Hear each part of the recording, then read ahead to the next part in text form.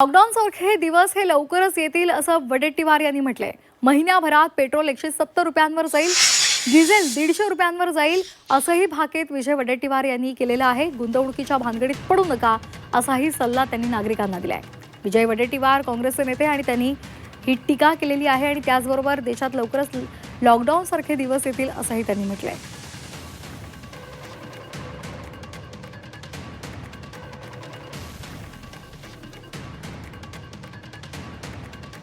Lockdown सारखे दिवस लवकरच येतील। महिन्याभरात पेट्रोल 170 रुपयांवर जाईल आणि डिझेल 150 रुपयांवर जाईल असं वडेट्टीवार यांनी म्हटलेलं आहे। सातत्यानं पेट्रोल डिझेलची दरवाढ होते, त्याचबरोबर सीएनजीचा दर सुद्धा वाढलेला आहे। या सगळ्याच्या पार्श्वभूमीवर त्यांनी ही विधानं केलेली आहेत।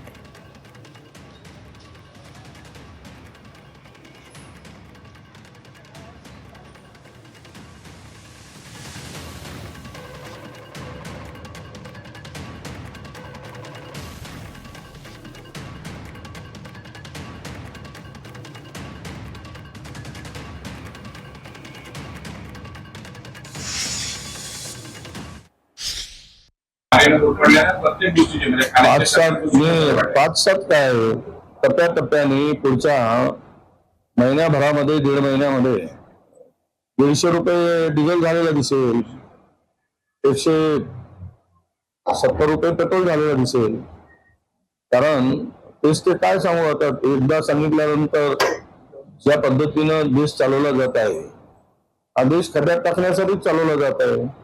देशातील गरीब माणूस, देशातील मध्यमवर्गीय माणूस हा मरणारच आहे। याला मारायसाठीच हे सरकार आलेलं आहे।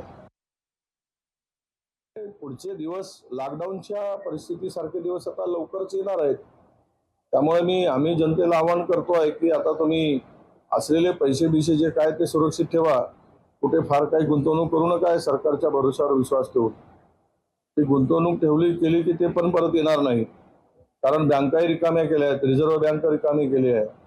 रिझर्व्ह बँकेचा सगळा पैसा स्वतःच्या सरकारच्या मालकीचा असल्यासारखं ते काढून घेण्याचं काम सुरू आहे। त्यामुळे भविष्यात बँकाही पूर्णतः उद्ध्वस्त होतील। त्यामुळे बँकेत असलेला पैसा सुद्धा शिल्लक राहणं आहे, तो परत मिळणार की नाही ही परिस्थिती उद्भवणार आहे। मग सगळ्याच बाजूनं देश संकटात आहे, अडचणीत आहे आणि फक्त इव्हेंटवर त्यांनी आता पुन्हा भर दिला आहे।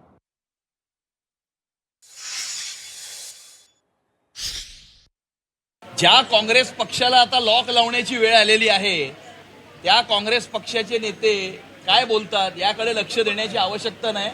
संपूर्ण देशाचं लक्ष हे प्रधानमंत्री नरेंद्र मोदीजींकडे लागलेलं आहे आणि नरेंद्र मोदीजी कशा प्रकारे या जगामध्ये सुरू असलेल्या फ्युएल क्रायसिसमधनं भारताला यशस्वीरित्या बाहेर काढत आहेत।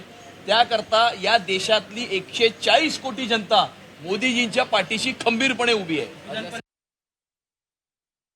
याला भविष्यवाणी करायची गरज काय? जर युद्ध आणखी पेटलं, सर्व जग चिंतेमध्ये आहे। सर्व जगाला माहिती की हे युद्ध थांबलं पाहिजे।